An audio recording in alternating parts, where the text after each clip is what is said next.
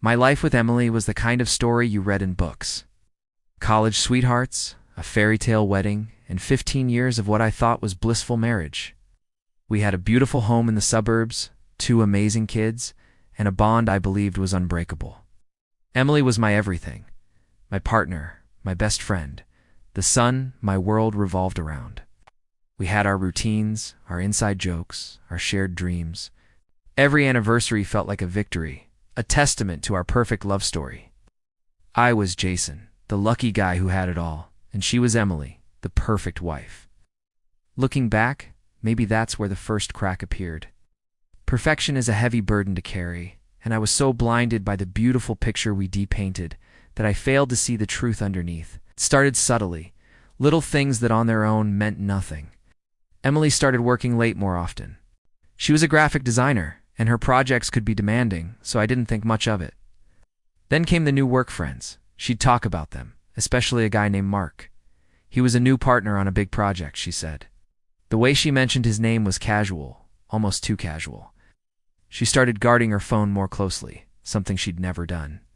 It would be face down on the table, or she'd quickly angle it away if I walked into the room. When I'd ask who she was texting, she'd just say, "Oh, just work stuff," with a smile that didn't quite reach her eyes. I tried to ignore the gnawing feeling in my gut. This was Emily, my Emily, the woman who held my hand through my father's illness, the mother of my children. The idea of her being unfaithful was absurd, a betrayal of everything we had built. I told myself I was being paranoid, insecure. I even brought it up once, gently.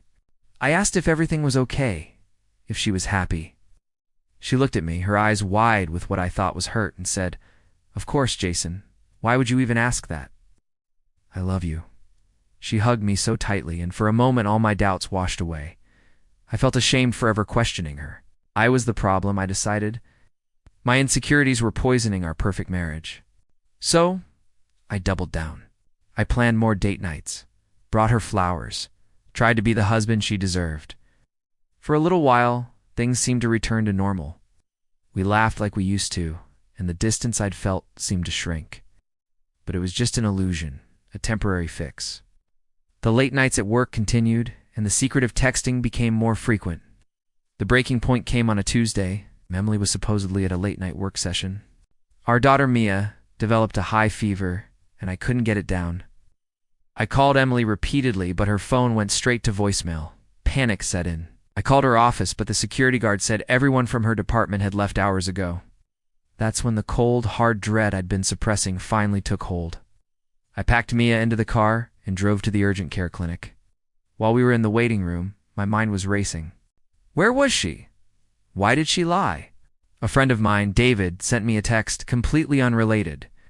He was asking about a restaurant recommendation downtown. As I was about to reply, a horrifying thought struck me. I remembered Emily mentioning a new, trendy restaurant that Mark had recommended. On a wild, desperate hunch, I drove past it on my way home from the clinic. There it was. Emily's car, parked right outside. My heart shattered into a million pieces. It was a physical pain, a crushing weight in my chest. I parked across the street, my hands shaking on the steering wheel. A few minutes later, the restaurant doors opened. Emily walked out laughing, and she wasn't alone. A tall, handsome man had his arm wrapped around her waist. It was Mark.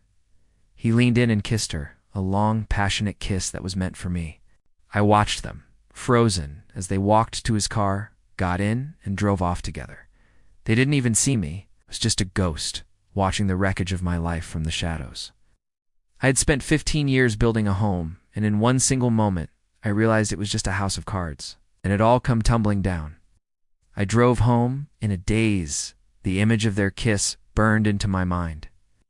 The house felt cold and empty, a museum of a life that no longer existed. Every photo on the wall, every shared piece of furniture, felt like a monument to a lie. When Emily finally came home hours later, she was humming a happy little tune. But I pulled away. "Where were you, Emily?" I asked, my voice barely a whisper. The smile fell from her face.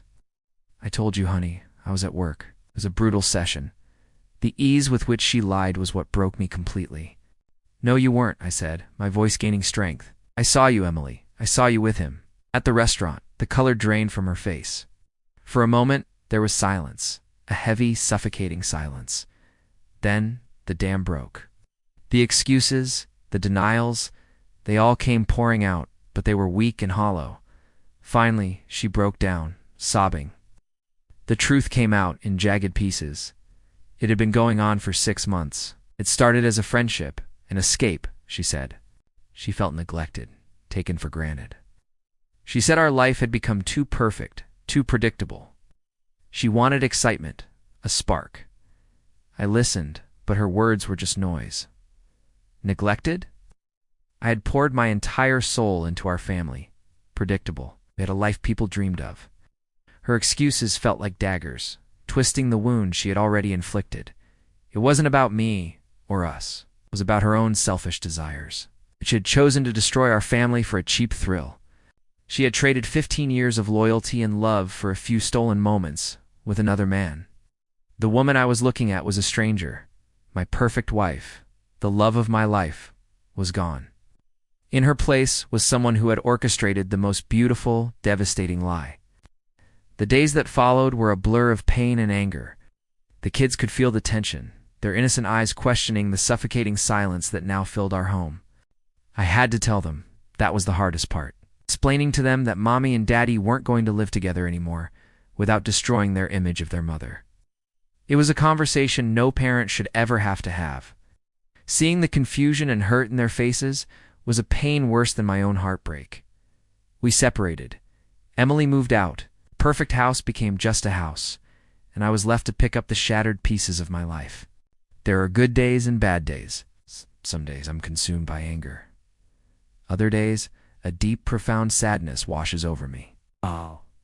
I look at our old photos and wonder which smiles were real and which were part of the lie. But slowly I'm healing.